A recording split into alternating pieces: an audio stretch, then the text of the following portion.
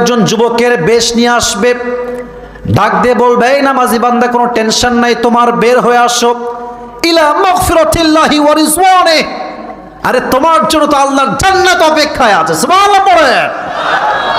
এবার দেখেন তার রূহটা স্মুথলি বের হবে, একদম স্লোলি। আচ্ছা, let me take a tissue. Okay, এটা আমার হাতে কি? চাঁপাইনবাবগঞ্জের ভাই, এটা আমার হাতে কি দেখেন তো সবাই। পেছনে আওয়াজ নাই যে ভাই। আমি এক বাক্যে শুনতে চাই, হাদিস বলবো, এই জন্য এটা আমার হাতে কি? আচ্ছা দেখেন তো, টিস্যু কি গোল না চার কোনা?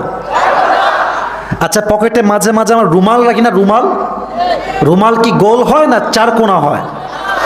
হাদিসে আসছে, কাফাম মিন আকফানিল জান্নাহ ওয়া হানুত মিন হানুতিল জান্নাহ।